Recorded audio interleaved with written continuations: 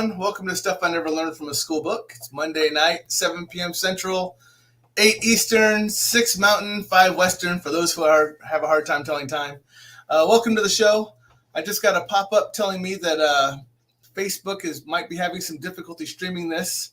So if you run into a problem where you're running this as StreamYard or on Facebook, remember I also do have a Twitch site as well as a YouTube site as well you can watch it on. But for now, it's still running. Hopefully everything's okay, and we will keep going from there. I do have on a special guest tonight, and I'm just going to bring her right on. Her name is Jessica Jones, and she is also known as the Cryptid Huntress, and I'm going to bring her on.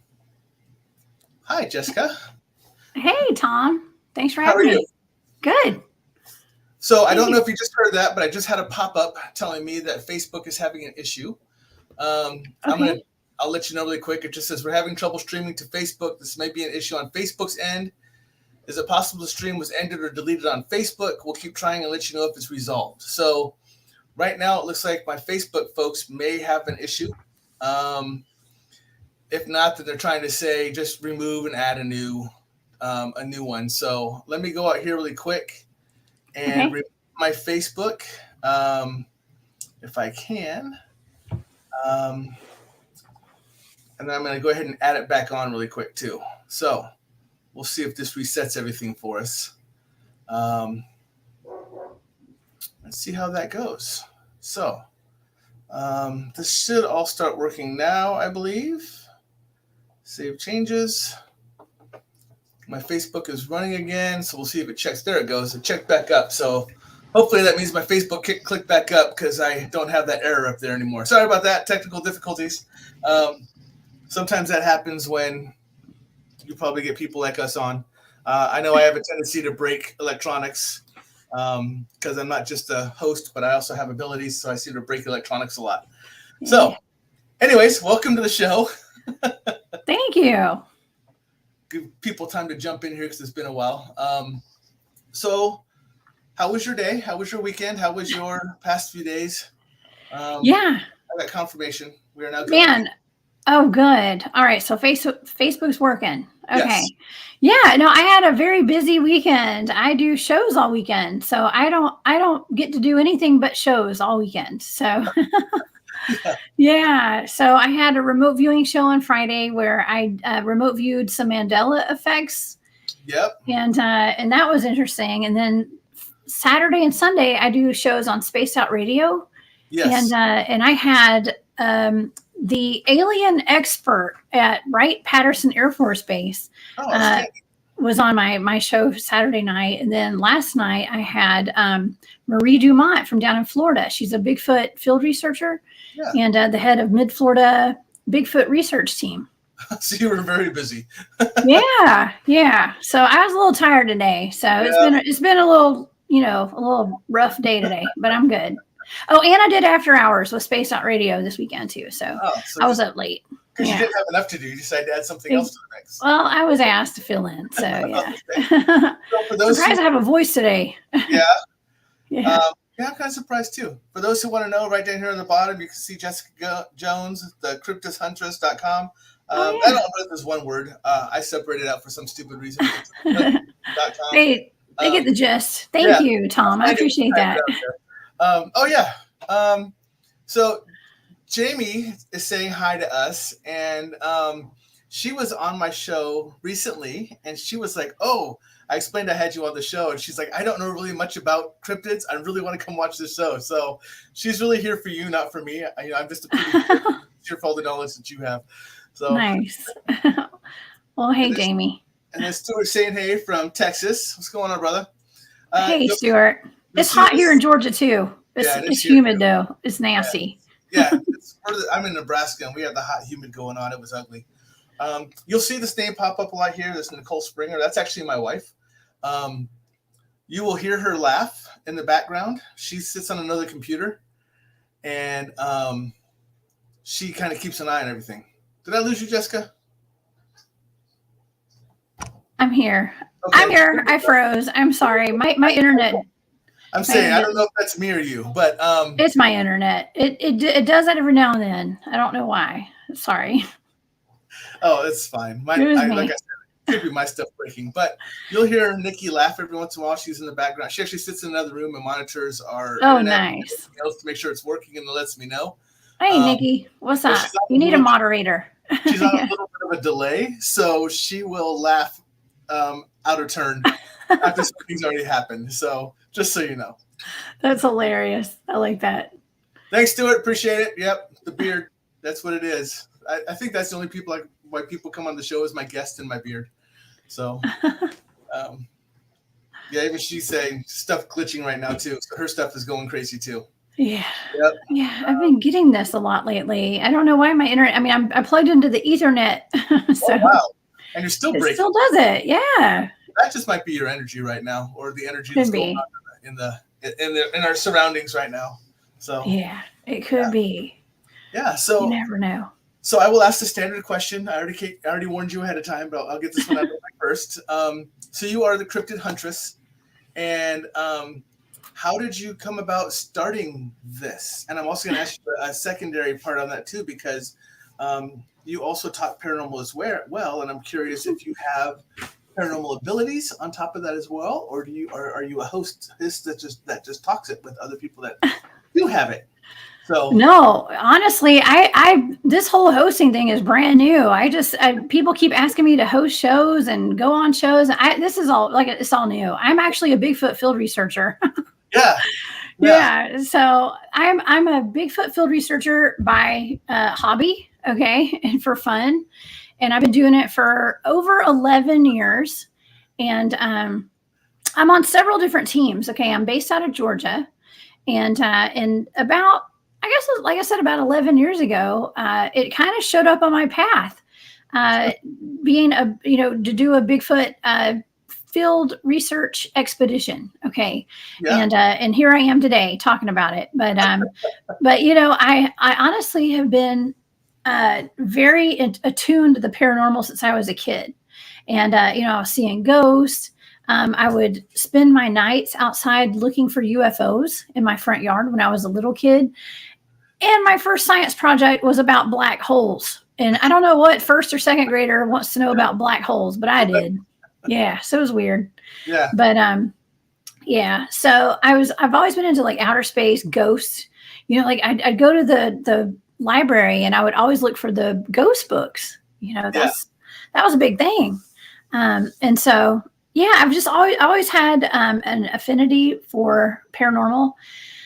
And I obviously have had some psychic abilities my whole life. I mean, we all have them. Everybody's psychic. Whether you tap into it or not. So right. Yeah. So I had some psychic abilities, and I don't think I realized what they were at the time, but that's what they were.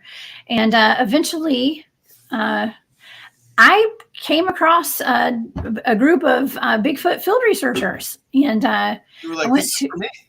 No, I wasn't like, "This is for me." I was like, "Man, where's the body at? What's wrong with y'all? Why haven't y'all found a body?" So no, I immediately didn't. I never thought like this is where I'd be today. You know what I'm saying? Like talking about Bigfoot in front of people all over the world. Yeah.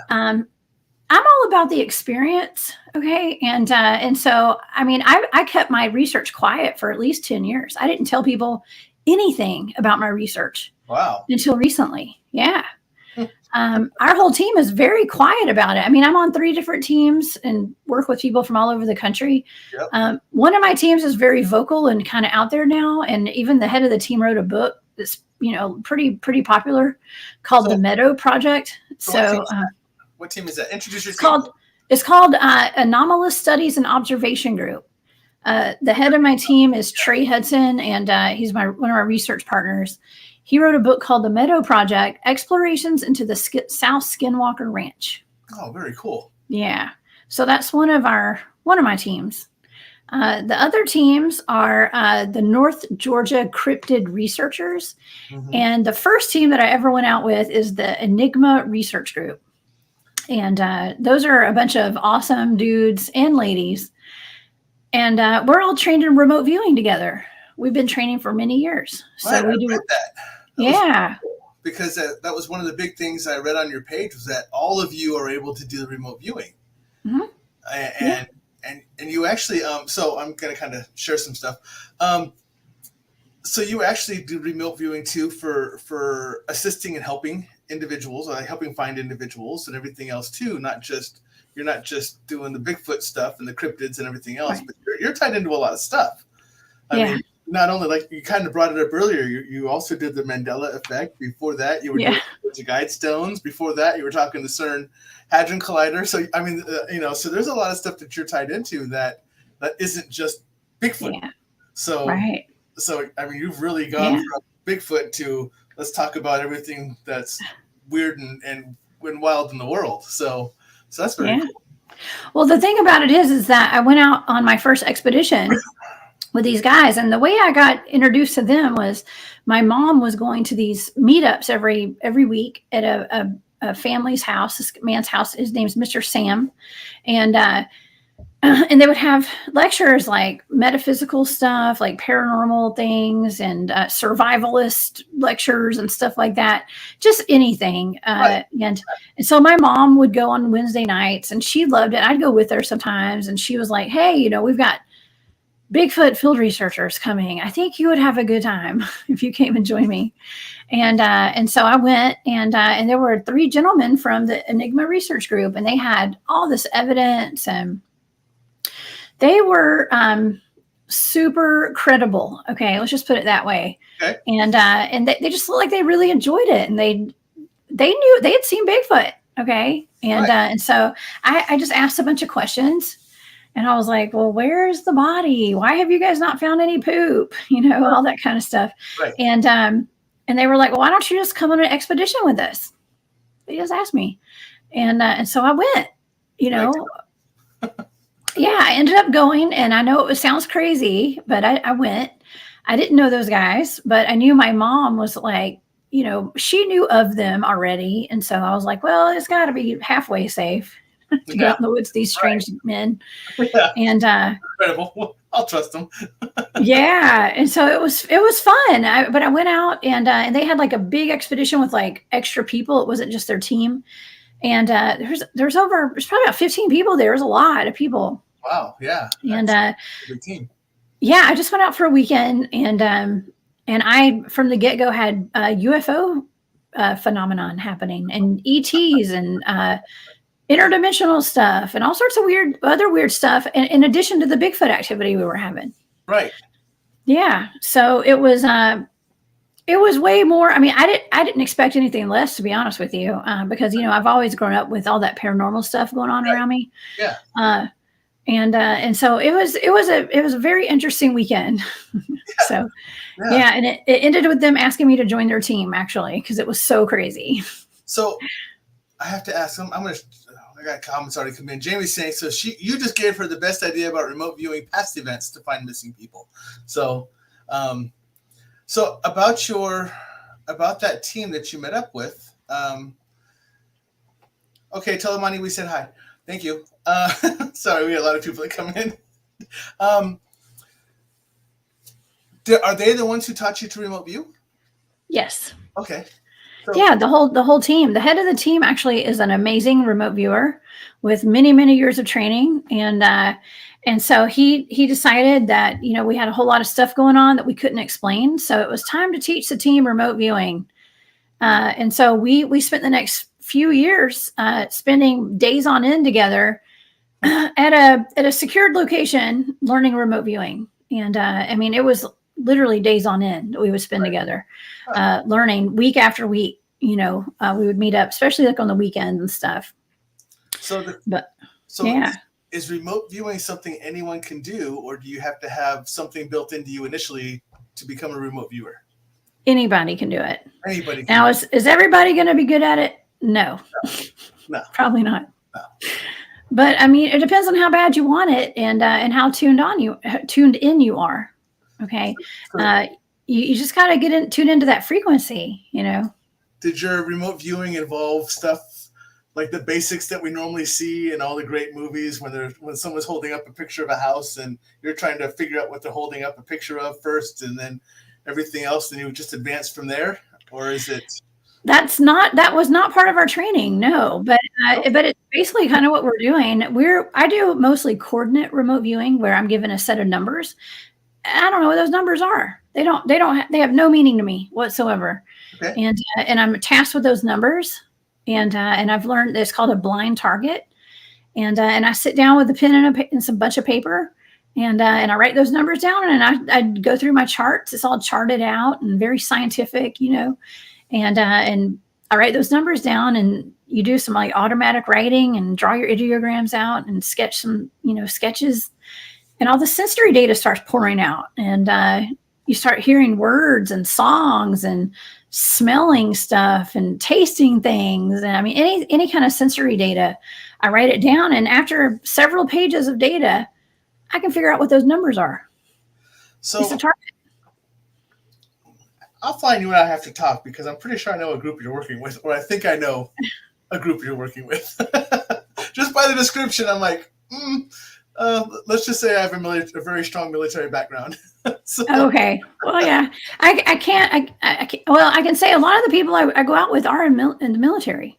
Yeah. A lot of my team are even in the Department of Defense, DOD, military, former military, law enforcement, paramedics, firefighters. Yep. Yeah. Oh yeah. Hi, Amy. Jamie's saying that would be really super cool. She does it, but working with others would be amazing. And Nikki is my question that I had. I knew she would, but I figured she would. So she's stealing a question, and she's asking, it's CSAC. I'll steal Tom's question or thought. Are Bigfoots earthbound beings, or are they from another dimension, and why are they so hard to see? Yeah, I think both. Yeah, I think yes and yes. Okay. Yeah, I think that they are totally solid and, flesh and bone, hairy, human-looking hairy people, and super big. And I also think they're interdimensional. That's personally, I think that they're able to change their either they're able to change their density and disappear and reappear, or they do something, or our rods and cones don't suffice. Like we can't see them. Like there's something that they do, or there's something that happens where we're not able to see them anymore. They're able to either do that mirror image, or they're able cloaking. They're able to go to a different ray of light that we're unable to see with naked eyes. It's weird. Yeah, and my thought process was, so they could be anywhere, but we always seem to talk about them as certain areas where they're the densest. And for me, I always assume that they are interdimensional beings, and that is a portal area that they can come in and out of, which is why they're found in certain locations. Although it's all over the world, but they're found like in we call them Bigfoot, Sasquatch, or Yetis or whatever else, but they're located in so many different places that there seems to be a dense population of them where people focus on, and I think that's where the portals are located at. That's my own personal thought. Yeah. But I think that's where it is. See, your dog agrees. So sorry about that. I forgot to put her away. She's in the bed. She's in my room. It's next door. So sorry. Fine. There's a car outside. Sorry about that. Yeah. You know what? My team has actually documented a portal. Okay. Something that we consider to be a portal. And we have it on film. It was filmed in a FLIR. And we sent 2 team members in to check over to check it out. They disappeared into the cube. Okay. It was an actual cube. The environment completely changed, and they had enough wherewithal to turn around and walk backwards out the way they came in. They said that I can tell you the story if you'd like. It's actually pretty cool. By the way, the one thing we didn't talk about at the beginning of the show, my show doesn't have a time limit. You talk until you're tired of talking. Okay. So. Well, I can't talk too late. I do have a kid. I got to put to bed in a little bit. So, and I'm on the East Coast over here. So you're ahead of us. So. Yeah. I mean, I could talk forever, but yes. So I will be reading out some of our comments that we put up. Like this one says, "What? They disappeared? That's amazing." And the reason I'm reading them out is because the Facebook user here, which I know is Joe, he said he's driving, so he's listening. So he's not going to be able to read the comments I put up. So when I put up a comment, I'll be reading it out, so he'll be able to know what we're talking about. So okay. All you. Good. Okay. So we have this area that one of my teams researches, and we call it the Meadow, and it's here in the South, undisclosed location. And Yeah, we've studied this place for a few years. This is one of the places we've been at for about 8 years, I think. Yeah. And we go there very often, and it's had everything from Bigfoot, aliens, trickster spirits. We have ghosts. We use the ITC devices and communicate with spirits out there. Possible men in black. Okay, all sorts of weird stuff going on out there. Yeah. So one night, the team went out and dispersed into sub teams. Okay. And there was, 2 people over here, 2 people on the one side of the meadow, and 3 on the other side of the meadow. Everybody's kind of dispersed, right? Yep. And we have so much weirdness that goes on out there that we go out there and we just observe at this point. Okay. We have a lot of UFOs.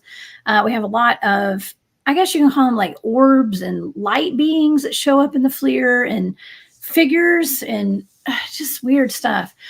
So everybody was out there, and suddenly this black square showed up in the middle of an open field in the thermal. Okay.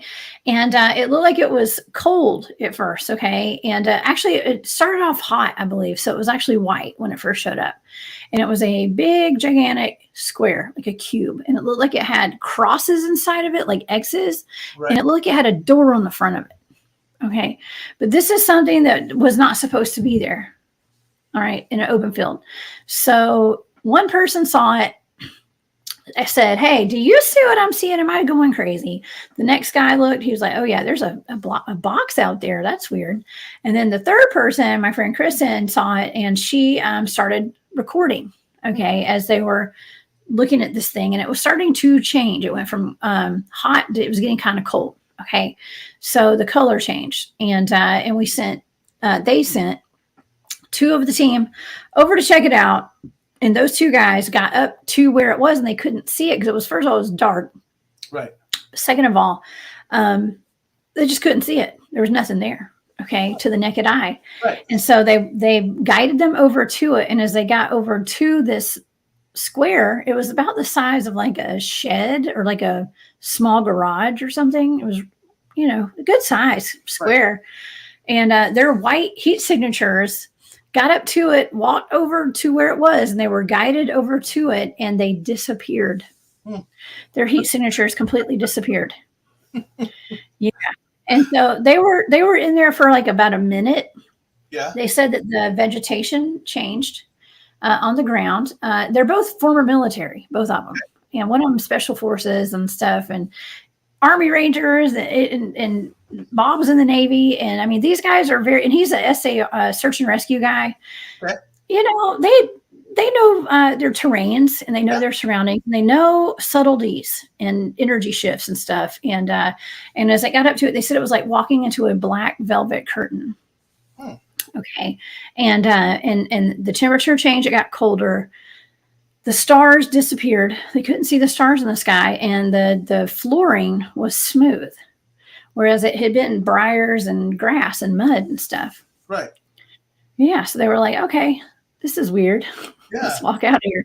And about the same time they walked out of it, the cube shrunk down to a smaller size cube, and then it moved, and then it disappeared. Did like the fact they were there, or like it recognized they were there and shifted? I don't know. I have a lot of theories on this.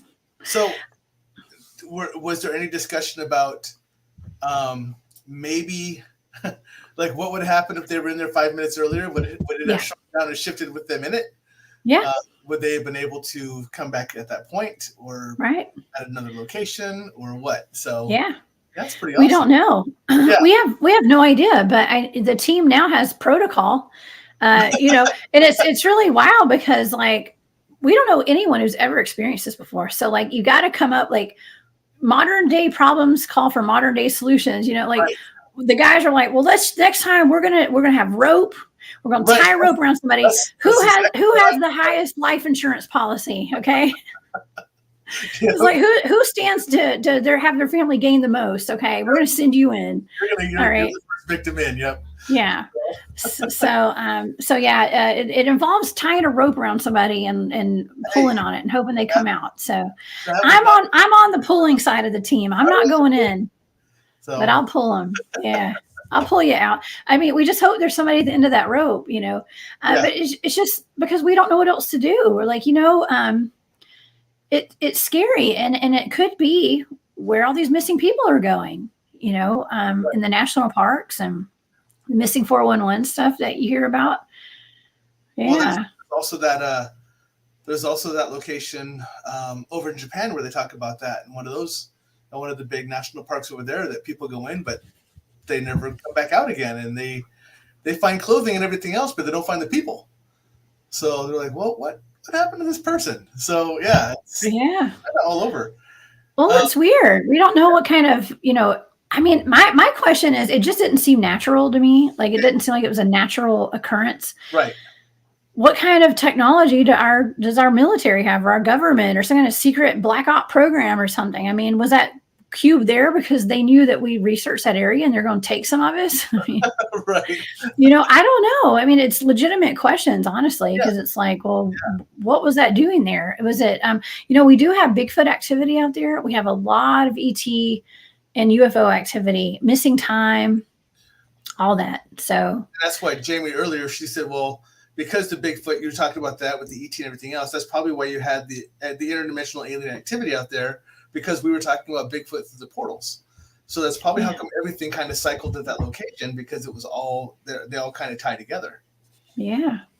Yeah. I mean, we've had incidents with portals before in a different location in a whole other state, actually. Was it the same type of portal? Well, yeah. One of the guys that actually walked in the second portal walked in another portal a while back with our team. And some people actually watched him do it with their own eyes. Not on a thermal or a FLIR, but what were there with him, and he disappeared right in front of them. Oh, well, and he walked back, and he walked back out, and was like, "Well, that was weird." Yeah. So it's a pretty. I mean, it was common for us actually now, and so it's something that we have to look out for when we're out in the field. Yeah, definitely. Yeah. So Stuart brought up on Bigfoot expedition, they showed a shadow on the wall, but no figure in front of the light. So. So basically, like, the shadow is there, but the actual figure, like you and I were not standing there, but our shadow was on the wall. So I wonder if that was through like there's a portal there that would project the shadow, but not the actual physical person themselves. Yeah, I don't know. It could be. Or if the light source, that whatever is hitting it, like you talked about earlier, with the maybe the UV light or whatever light it is that the human eye can't see, is picking up the figure. But the shadow is being picked up because it's an actual physical object, but your eyes can't see the figure that it is. Yeah, those rods and cones. Right? Yeah. We gotta get really better. Yeah. I mean, you gotta think. I mean, we're just these little humans, and we're dealing with a whole bunch of stuff that they're not human. Okay, they're not on the same level. They're on different levels than us. Oh, yeah. Some of them more advanced. Okay. Yeah. So you have to put that into consideration. We're humans. We're very powerful, by the way. Humans are very powerful. Yeah. But we are not aware of our enhanced human capabilities. Yeah. Not everybody. I mean, I'm aware of mine. Say not everybody, but right. Handful of us are still learning about it. I'm one of those. But so I'm trying to think of the best way to say this, because you come across this. In that field, you talked about you have Bigfoot, you have alien encounters, you have all these different things. Is there any thought process that they are coming through the same portals or the same wormholes or the same whatever? So like they all know what each other's is doing. We just don't know what everyone else is doing. Yeah. So yeah, it could be. I mean, I have no idea. I mean, the more I do research, the more questions I have, because we just keep finding more weird crap. Yeah. Everything gets more weird every time we're out there. So, I mean, we've had portals open up and things crawled out of them right in our base camp before. So, well, yeah, that would be interesting. Well, they tried to crawl out of them. Let's just put it that way. So, I've done paranormal stuff like that, but not really the cryptid side of the house. I haven't really come across. I mean, I'm a nerd by heart, so I do all the research and everything else, and I know a lot of the Paul Dirac work and everything else about antimatter and matter and the particles. I know about a lot of that kind of stuff, but The cryptid side of the house, though, I'm kind of new on, trying to catch up, but it leads me to so many questions about the portals and why we can't see them, why we can't take a decent picture of them when they're 30 feet away from us, with one of our smartphones, but yet we can take a picture of the 46 galaxies that are all sitting together by our new by our new telescope we just got. So, exactly. It doesn't make sense. I mean, I don't even try to document anymore. Like my goal is not to prove anything to anybody. Yeah. I'm just out there experiencing stuff. And I learned a long time ago, the more equipment we have, even cameras, recording devices, anything, if we have more of that, we have less activity. Oh, all right. Yeah. And that's how I feel about even on the paranormal side. I feel like if we're using too much equipment, it's almost like they're afraid of it. Or or it's like you're trying too hard, you know, and so it's like it's running from you. It's like an energy. It's like the law of attraction, right? So it's like if you're wanting it too much, it's going to run from you, just like money or love or whatever, you know.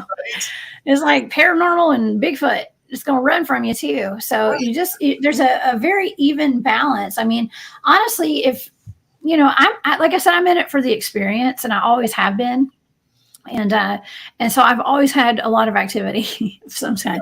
Now it's not all Bigfoot. Okay. I'm a Bigfoot field researcher, but honestly, our entire team, we started off as a Bigfoot field research team, and it has morphed into like everything research team. Okay. It's we have just as much ET and UFO activity as Bigfoot out in the field. Oh yeah. Yeah. I mean, we know that Bigfoot is there. We know Sasquatch are out in the woods. Right. We respect that, you know, but we're kind of on to other things at this point, which sounds kind of crazy, but there's a lot more other crazy stuff out there. Yeah. Yeah. It is. And that's, it's weird because as I've been learning, I mean, you're new to interviewing, being interviewed and everything else. I'm new to everything. So, well, I mean, I've been doing it since like August, I guess, of last year. So it's been almost a year now. Oh yeah. I started doing. I did my first conference last August. Okay. So and that was the first time I went public with anything. And how was that? Did you were you worried about like just what people were going to think, or did you just at that point did you just not care? You were like, I've never cared, honestly. I mean, I did before, and now the only people I worry about are like my team. You know, it's like I don't want to make us look crazy. You know, and so I'm pretty careful. I don't talk about a lot of our research. Actually, I talk about one team's research. I'm going to be honest. Yeah. That one team that's very vocal. I talk about things that we do because the head of the team wrote a book about our research, so I can talk about that. The other teams, not so much. Okay. So there's still a lot of stuff that I keep kind of, quiet. Because, Yeah, I understand that. Yeah. So Amy Schaefer says, I think a lot of the equipment is like mouse traps. You can put out the traps with different bait, and they get to choose what they do, what they want to or do, or they just use to it and knows what happens. Sorry, words are hard for me today. It's Monday evening. So they don't bite. Yeah, they really know it's already there because so many people use the same stuff. They're like, oh, I know what that one does. I'm not going to use that one. So right. And I'm more of a person who likes to use my own senses to see, hear, feel, kind of thing that I am. I mean, for me, if they tell me to go out and I went out on something like you guys do, it really would be like an audio recorder and a video recorder, and that would be about it. And maybe some form of IR because I really believe in the heat sources. That is important to have. Yeah. I mean, I'm probably the only person on my team that doesn't own one. Okay, but just about everybody there has two, so I can always borrow one. Always borrow one. Yep. Yeah. So you do a lot of, all right, I'm throwing this back up there for people who are new or hadn't seen it yet. So Jessica Jones, cryptidhuntress.com, you notice thank you. So well. The cryptidhuntress.com, go out to this site right here. She kind of lists everything. She lists her radio show, her blogs, her past guests that she does for her shows, her podcasts, where you can find her at. Her on the very bottom of the page, you can find all the links to YouTube and Twitch and Facebook and everything else. You can click on those. You can get to all those. But it's a really cool, just I mean, just kind of like a really cool site because you have everything listed up there, but you have all the stories. So we obviously I went out there, but you have a lot of like I said, a lot of different things that you've, especially recently. Like, well, let's talk about this if you're ready for it. Yeah, let's talk about the Mandela effect. Okay, that's weird. That's your most recent one that I saw. Oh yeah, and I very much believe in this because I swore for the longest time that Chick-fil-A was CHIK, not CHICK. Me too. So I know for a fact it was CHIK. I know it was. I don't care what anybody says. I am not having false memories. No, okay? my son worked there for a little while, and it was CHIK. Oh yeah. So, what does your family say? Did you ask your wife and your son? I mean, what do they say? Or is this you? I don't really push some of this stuff onto them. I mean, my wife is paranormal researcher as well. But this is one we just didn't talk about. And it's CHIK. I'm just going to tell you. CHIK, right? It's only 4 letters. Yes. Right, yes. But it's not now. It never was. I know, and now it's not. I'm like, no, that's not right. But if you research, it's so weird. With CHIK. And I'm like, some people think it was CHIK CHIC, and so that's kind of weird too. So it's like, were we living on 3 different timelines, and like now we've all merged? Right. Because that's what my data suggested. I remote viewed that. I remote viewed that one Mandela effect. Okay, excuse me. Yeah, I've been talking too much. But anyways. Yeah. So I remote viewed that one Mandela effect, but I did a show about all the Mandela effects. Right. Okay. Yeah. And I remote viewed that Chick-fil-A because I was so weirded out by that. I actually went to Chick-fil-A that day. And my son and I went and got a couple of combo meals. Okay. And I was like, this is so weird. And when I got to the window, I had every intention of asking the people working there if they had changed their name, but then I chickened out. Chicken, get it? Oh my God. I didn't mean to make a joke. I chickened out with a K. Okay. Right. Yeah. And I didn't, because I knew they would look at me like I was crazy. But see, this is a discussion we have to have because I told you I am a self-proclaimed nerd, and I always remembered that Chick-fil-A had 8 letters because Chick had 4, and then the filet always were the 3 and the 1. So it was always 8 letters, and I can break it up into a 4-3-1 method. And that's how stupid my brain works. But I tie so many letters and words into numbers, and that's how I remember it. So I like that. So all of a sudden it came up with the extra C, and I'm like, no, it was never 5-3-1. It was not odd, odd, odd. It was even odd, odd, and it was 4-3-1. And that's how I structured it in my head, and I could not. So when you threw that up there, it was yours. I blame you because it was your side I saw it on, and I was like, no, this is wrong. Stop totally wrong.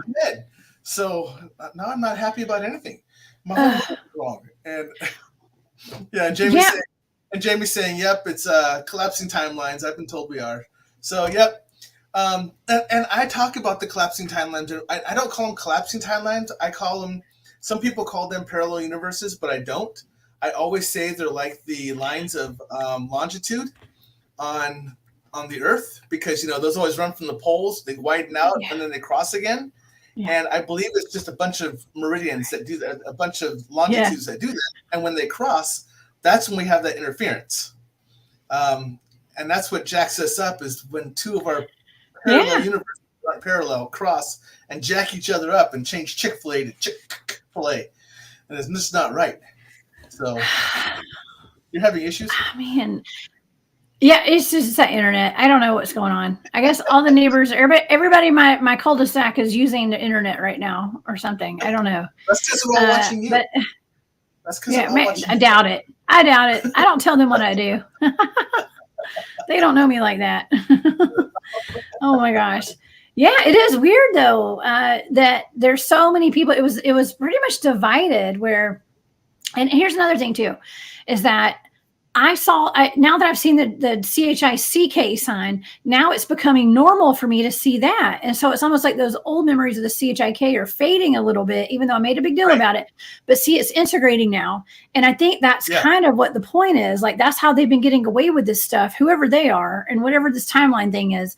It's been kind of being swept under the rug for so long because we integrate, like, our minds make it okay. We make it normal pretty much immediately just to try to make sense of it. And I think they do that a lot with, I'm not a conspiracy theorist at all, a conspiracy theorist, but I really believe that some history is done like that. Well, they're changing history with this. I mean, with the Mandela, with the CERN, okay? When they turned CERN on last week or whenever that was, I think that's like an artificial timeline jump. Okay, that's artificial. I think we have natural ones and we have artificial ones. Okay, and I think this was an artificial one. Okay, and I know that may not make sense to a lot of people, but this is what I think. And like, because I know that we can change our timelines just by being the highest version of ourselves. Okay, and like being happy and high vibe. Raising your vibrational frequency. By the things you eat, the things you think, the things you say and do, and all that stuff can change you and put you in a better timeline. Okay. Well, was this something that was like man-made to not, knock us down to a lower timeline or something? I don't know. Yeah. I think that could be the deal. My RV data, my remote viewing data did suggest that. Well, I'm wondering about, all right. So since nothing had mass, when all particles didn't have mass in the beginning, they were just traveling at the speed of light. And now I'm going into the Higgs boson theory. Yeah. Which again shows nerdiness on this side. The beard is just the front. But I think when they use the Hadron Collider, that creates an effect, that they can create the effect, because if life, planets, stars, everything else wasn't created until mass was invented, it was introduced to particles, then if they can do that with the CERN Collider to create some form of either hesitation or advancement of a timeline or a time shift, that's very well possible. I mean, that's the whole process. If particles are traveling at the speed of light, but there's no mass to them, why can't they adjust it just because it's traveling at the speed of light? They can just slow that speed of light down, or they can speed it up or alter it. Yeah. So, sorry, I mean, they're changing history. I mean, you heard, if you watched the show, then you saw we were talking about the JFK, the car he was in when he was assassinated. Correct. And I remember a two-row car, and he was shot, and Jackie tried to grab his body, his head, as it was not backwards. And an FBI, security, what do you call those? Secret Service guy. I was going to say a Social Security guy. Secret Service guy. He ran up behind her and jumped on the car or something. I mean, that's what I remember. But now it was like a 3-row car, and there were agents in the car with them. Yeah, and you're just like, that didn't happen in my world. And that didn't happen in mine either. Mine is the same thing. He got hit. She leaned over to try to protect him. Someone came out from off the car because the only other person in the car was the driver. Yeah. And that was it. That's my timeline too. But now, so now they're talking about he was protected like he was after that effect, when they said, well, now no president can have an open carriage and no one can do this, and this has to be protected all times. So it's almost like they said, well, we're going to put that whole new timeline that happened because of him into him. All of a sudden he's got all the Secret Service with him and everything else that did not happen in the 60s when he was shot. So wow. Well, that brings up Project Looking Glass, if you're familiar with that. Yeah. Yep, and so I did a show a couple of weeks ago with Frank Jacob out of Germany, who is my resident expert on CERN and Project Looking Glass. Okay. And he's amazing. And we talked about timelines, the timeline split that we're in right now. It's so obvious in my book. We've been in a big timeline split. But we talked about how Project Looking Glass works and how long it goes back in time, and how they were able to go back or go forward to see the different timelines through this Project Looking Glass thing. And in one timeline, JFK had told the public about UFOs and aliens, and it threw the world into a complete chaotic mess, and there was tons of destruction and death and carnage and all this crazy stuff that happened because of that. So they had to go back and change that timeline so that we didn't do that timeline. They said the only option was to have him assassinated. Huh. Yeah. Yeah. And interesting stuff there. And so I am very much into a lot of this, and the project Looking Glass to me is actually something that I studied, not that specific subject, but we actually studied. I did a theoretical statistics of quantum theory class, and we talked about a fragmented.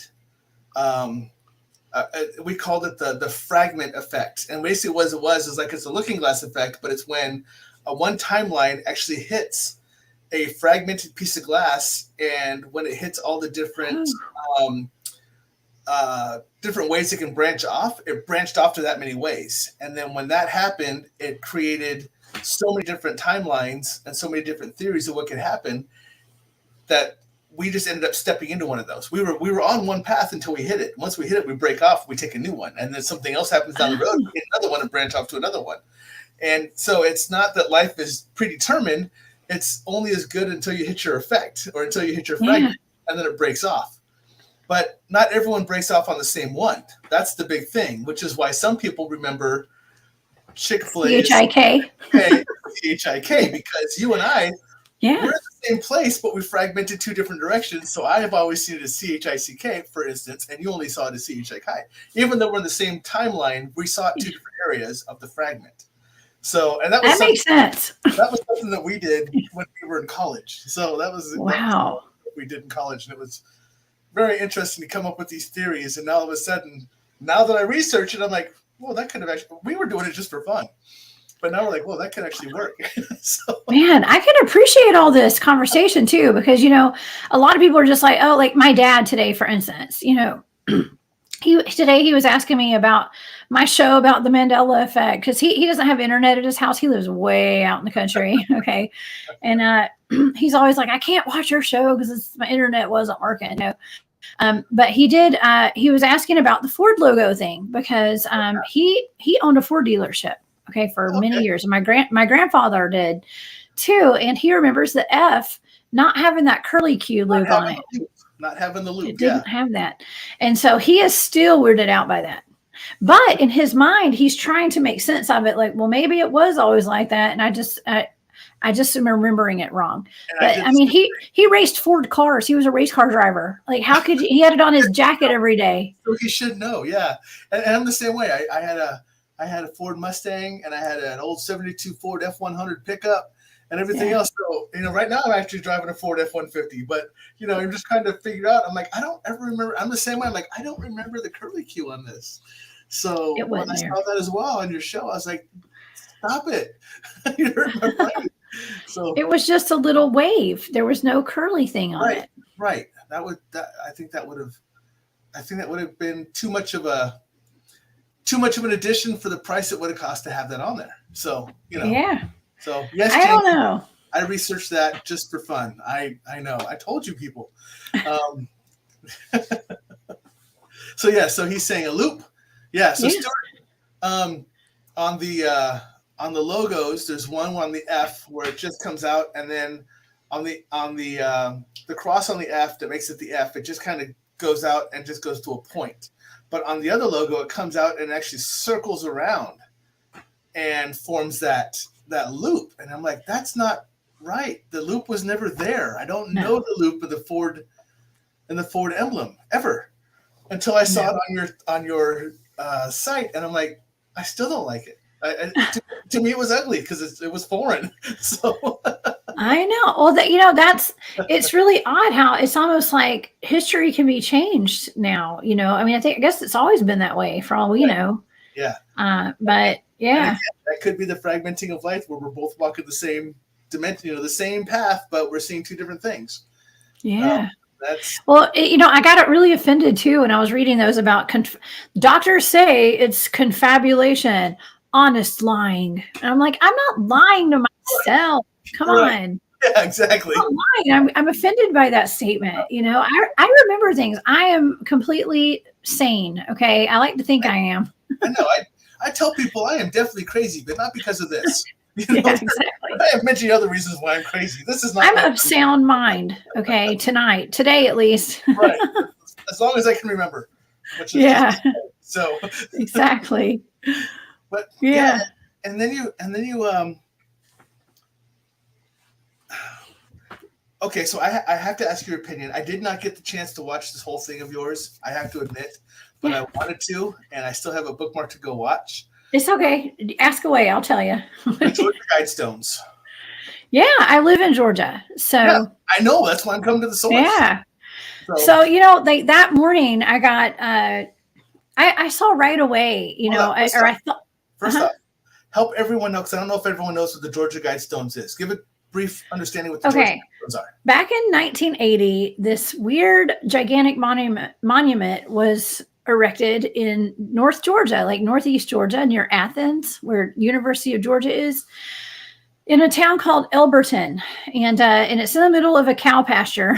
Okay, but it sees like huge granite, like marble slabs, and it's got an inscription on it of like the 10 commandments, basically of the elite. Okay, so it's like a globalist agenda kind of. But it was, they had this huge ceremony when they put these they're called the Georgia Guidestones. Like I said, there's 10, it's like 10 commandments, but it's not like the Christian commandments. Right. But they had this huge ceremony. I never even heard about the Guidestones until recently, the past few years. Really? I didn't even know they were there. Because nobody talks about it. Yeah. I didn't know they were there. I think I heard it on InfoWars. Okay. But there was so much more to it than just the 10 commandments. There was like all these other. Well, it's sinister. Oh, some of them are sinister. There's a couple that I agree with, like don't have any, what is it? Some kind of laws that are, I don't know. It's talking about laws and politicians, frivolous laws and useless politicians. I'm like, yes, I'm behind that one. Yeah, right. Yeah. But they're bad. Some of them are bad. Like the first one says to keep humanity under 500 billion, I guess, or something like that. It's basically getting rid of over 90% of the population of the entire planet. Yeah. It's the Thanos effect. Yeah. Yeah. If anyone watched Marvel, you'll know what that is. So he's got the Infinity Stones. He's ready to blow everything up into put us on another timeline. Thanks, Stuart. Yeah. He said his buffering is real bad tonight, so he's gonna go. So I'm just saying good night to Stuart. So appreciate it, brother. Catch us on the recording. You'll be able to catch up with it all. So hey, I'm buffering too. I'm buffering in my own right over here. Sorry. But yeah, so that's it. Basically, in a nutshell, what the Georgia Guidestones are. So what happened to them?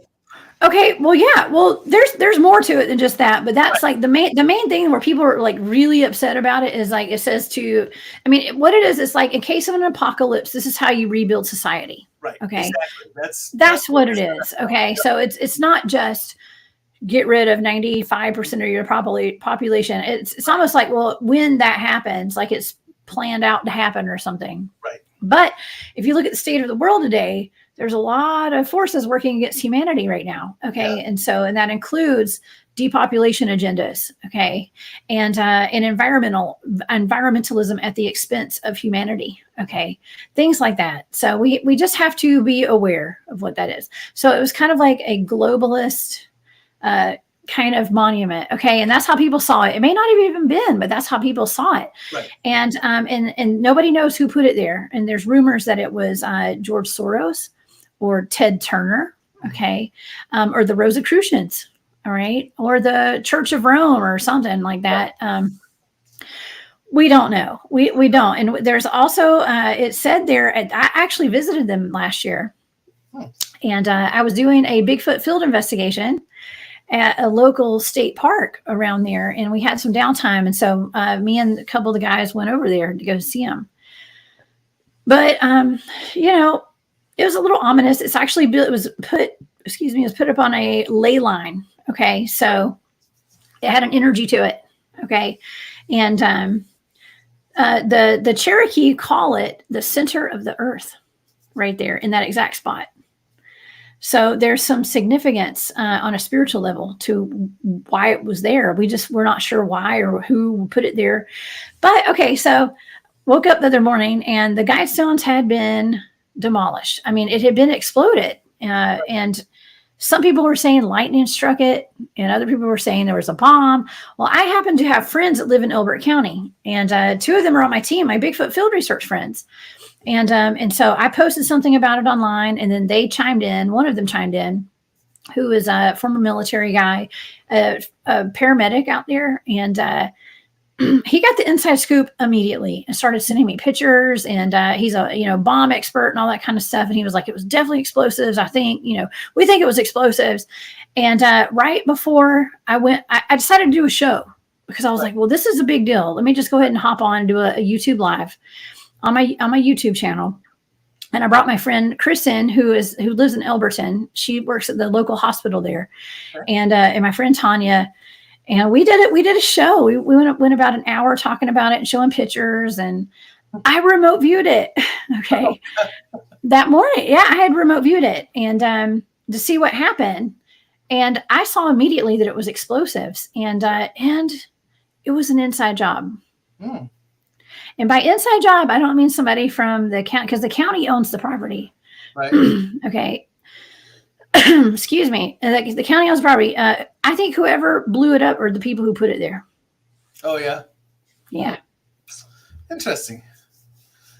Yeah, Jamie made a comment earlier, but it's funny because it still kind of it covers both topics we were talking about. She says it's gotten messy. So many humans with so many fragments. We're trying to clean it up a little before Atlantis too. So some of us are trying to clean things up. Some of us are just making it. Some of us are just trying to point things out right now. I think that's what we're doing. Yeah. We're just trying to, I think the days of waking people up are kind of like, everybody, like I said, there's been a huge timeline split. And so now it's like, well, the people who are awake, it's time for you to really wake up. Okay. So, it's time for us to really wake up. I don't know how nerdy I want to go tonight, or how nerdy you want to go tonight. I kind of want to bring up the matter antimatter process. If you know anything about that, how I don't know a whole lot, but I know I've heard of it. Okay. And it has a lot to do with the CERN. Yes. And I know a little bit about it. So do you know who Paul Dirac is? The person I'm talking about, the one who is a whole Higgs boson founder? I don't know him, but I've heard the name before. So he is one that believes that he saw the equation x equals 4, and he's the one who said, well, that x equals 2. Everyone went, sure. He goes, or x equals -2. And everyone went, wait, what? He goes, so that means that for every piece of matter there's a piece of antimatter. And the question is, how come we why are we able to find and see so much matter but not as much antimatter if there's supposed to be a 1-to-1 ratio? And the belief is the antimatter is what forms the wormholes and the portals and everything else that we can't find or we can't see. So the antimatter is there. We are just unable to find it, but other species, such as aliens or cryptids or anything else, or spirits, that's what they use to travel through. So that's kind of the process of matter versus antimatter. But the antimatter is also supposed to be what creates the black holes. And the fear is if enough portals are opened up on the Earth, it will create a black hole by everything coming through. Yeah. So at that point, it will start decimating our Earth to create a black hole. And then the question is, what's on the other side of the black hole? Is it an antimatter Earth, or is it? So this is the stuff I research for fun. I'm sorry, but this is no. I've talked about it before. I actually talked about this on my show about the timelines with Frank Jacob, and on my Guidestone show too. We were talking about CERN. So there are rumors that player. So It is, and there are rumors that there are hadron colliders all over the world, and I believe I've heard rumors we have one here in Georgia, and there's one in Tennessee as well. Yeah. Those are the two that I know of, or I've heard of, and I'm sure there's more. But there's rumors that when those things were turned on, black matter came out of it. There were, for lack of a better term, let's say demons. Right. Yeah. Came out of them, and that's just putting a label on it, but it was something very dark. It was a dark portal opening. It was. And when they turned the one on in Atlanta, the violence went up, crime, robberies, murders, homicides, rapes, all that, and it's under downtown Atlanta, and so it was. I was living down there at the time, so. Yeah, scary stuff. I mean, it changes the environment, and it has to be a big radius, like a big chunk of of Atlanta or wherever it's at. Right. Yeah. Yeah. So, yeah. My wife is calling me out. So she's saying, him being nerdy, how nerdy does he want to get? Some of this shit is flying over my head. I know. Sorry, folks. This is sometimes I go on these rants. But yeah, so you do the Bigfoot, you're in an area where you come across so much. Have you guys traveled to go investigate other cryptids? Yeah. We go all over the place. Yeah. I mean, I'm not just like going out with my team. I mean, when I'm invited out, I'll go anywhere, with just people that I trust. I don't go out in the woods with anybody I don't know or don't trust. Not after the first time I went out with the guys that I didn't know, which turned out to be awesome. But now we're kind of a tight knit group, and we are a closed lipped group too, and so. Yeah, but we go all over, and if I'm not out there traveling, I don't travel around and do stuff as much because I'm so busy on the weekends. And a lot of times people want to go out on the weekends to research, and now I have all these shows I'm doing, so I'm kind of stuck. You're like, I want to go. Yeah, I'll go during the week now, but yeah. So your stuff is pretty restricted though when you guys go out, obviously with your groups, because of some of the stuff you come across and some of the stuff you find and everything else. Has there ever been a thought process? Just one time saying, hey, we know this place here, we know it's active, but not as secretly active as some of the other ones we go to. We should do a live. We don't ever have phone service out where we go. Oh, that's true. Yeah, I guess you don't. We're so far out. I've never had phone service anywhere I've been to do research. Yeah. I was just wondering. I was like, that would be interesting. Yeah. If you went to a location and knew there was some stuff, but not quite as active as some of the other ones, like you said, with the especially that field you work in, pretty much. Yeah. Well, and then people could get like the information from your video, like where you're at, like the location and stuff. So no, I do have a couple of videos where I've interviewed my teammates out in the field at the meadow, and that's on my YouTube channel. Yeah. You got to go to my playlist and look up field research, and I've got a couple of on-site interviews there with some of the guys. I have some very interesting stories. Yeah. So again, if you guys go down to this site right down there, all that stuff is listed out there. I mean, I'm telling you, she does very good about this. One site hits all of the buttons about what she does. Yeah, thank you. Very, very good about that. I am not as I don't know. Not as clean with my site as you are, I guess, or with my site as you are. But yeah, everything that you would want to know about what Jessica's doing, you can go right there and you can go find it all. There's contact information. There's like I said, every single site you would want to go to. She has some of her podcasts on there. She has all of her past stuff on there. Her radio. Yeah, remember, she doesn't just do podcast radio. She does all kinds of stuff out there. That's why she's so busy on the weekends, because she's got to entertain everybody else rather than go have fun with all of her friends. Yeah. So have you, I haven't seen him on this page, but have you had a chance to talk to our buddy William Nighthawk about anything? Oh, yeah. He's going to be my guest on Sunday night. Oh, is he? Very cool. Yeah. Yeah. I love William, man. He's awesome. Yeah. He does a lot of that stuff too. He's very knowledgeable about so many different things. It's amazing how much is in his head. So. Oh, I have so many questions for him. It is ridiculous. And when I went on his fireside chat a couple weeks ago, and I was like, I wanted to ask him so many questions, but I was there as his guest, so like I couldn't really. So I was like, you know what? You're coming on my show, buddy. I'm going to bring you on. You're going to get grilled. We're going to have so much fun. Yeah. I kind of saw you on there for a little bit. I was actually in the middle of taking off, but I was able to catch your guys on there, and I was like, I looked. I'm like, hey, she's going to be on my show this week. Yeah. I have a lot of fun. I'm from here on out, like I know I'm kind of a little tired tonight. So I was like, I've been thinking like I'm going to probably take some time off from doing other people's podcasts for a while. So this is actually, I've got one more tomorrow, and then I'm kind of like not doing anymore for a while. So yes, I got to do a little self-care. You hear my voice is about to go tonight. So I know. And I just keep you talking. So yeah, no, that's all I do is talk. That's what I do. Right. That's why my voice is going. Yeah. But William's awesome. My fascination is not only all of his experiences, but I mean, his mom was like a black witch, like a dark witch. And, they've got that whole Skinwalker factor going on and stuff. And I mean, I've done a lot of shows on Dogman lately. And so my remote viewing data, I've remote viewed a lot of Dogman attack cases, not a lot, but like at least 3. Yeah. Or just Dogman cases.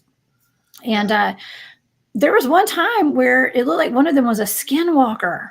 Okay. So, and then other times they were from a facility underground.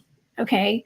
And it's all different. Like they come from so many different places. So I don't know. And I'm going to talk to him because he actually has a military background. And he's a 32-degree Mason as well. So I've got questions with that too. Quite a bit. Yeah. She's suddenly more interested in Dogman. Yep. I wonder why, Jamie. I might have that conversation. We talked about that earlier. That's why I know. But yeah, it's out of the blue. I'm sitting there and we're talking.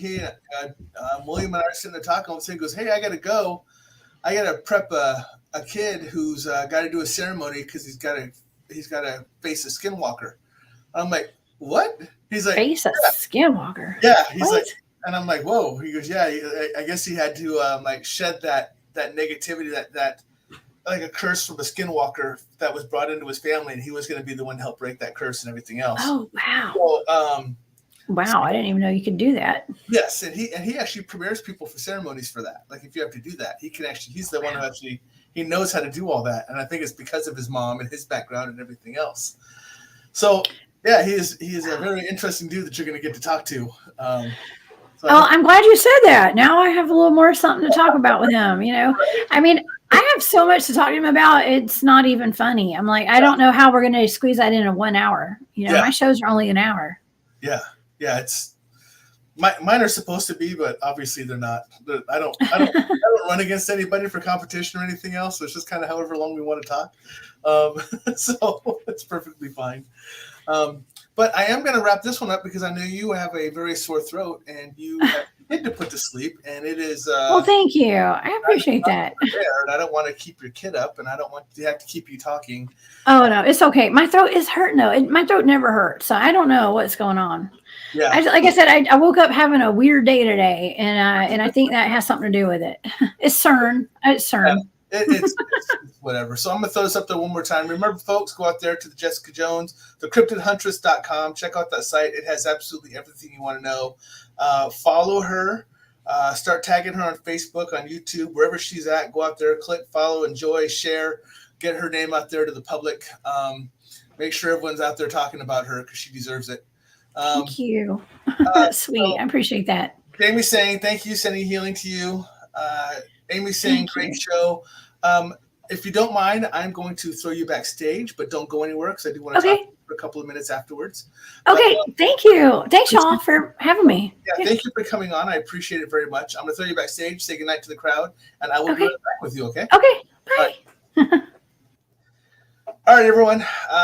That's my show. Like I said, I'm going to let Jessica go simply because she doesn't really have much of a voice. I mean, I can hear it in her that she's struggling just to talk, and I appreciate her coming on, having to deal with all that, plus everything else she's gone through. She's been very busy lately, so I really appreciate her taking the time to come on. It was huge to have her on here. I absolutely love her. I've been watching a lot of her stuff lately.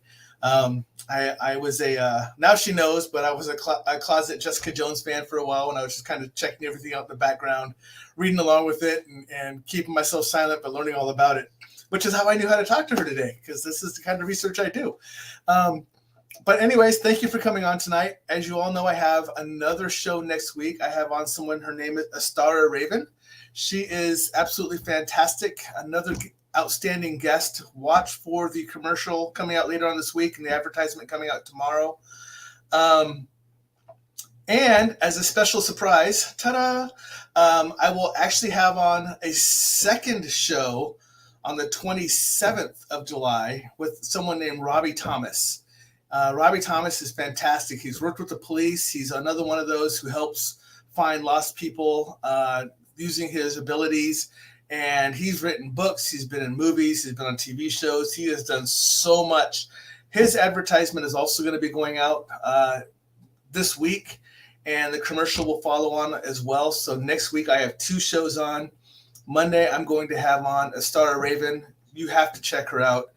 She is absolutely fantastic. If you want to know who she is first, go out and check out Astara Raven on Facebook. Look at all of her information. It's fantastic. And also make sure you're finding Robbie Thomas as well. Both of them are fantastic. They're both going to be on my show, so both shows are going to be awesome. Anyways, for me, really quick, you know how to find me, but if not, there's all my stuff. Facebook.com, stuff I never learned from the Schoolbook. Twitch, stuff I never learned. YouTube, just type in stuff I never learned and you'll find it. It's all going to pop up there instead of having to type in all that crazy words and numbers, letters and numbers. But anyways, I appreciate you all as always for being on here. I love you guys just like my family, because y'all are my family. And have a great night. I will talk to you next Monday, 7 p.m. Central. In the meantime, have a great week, and I love you all. See you later.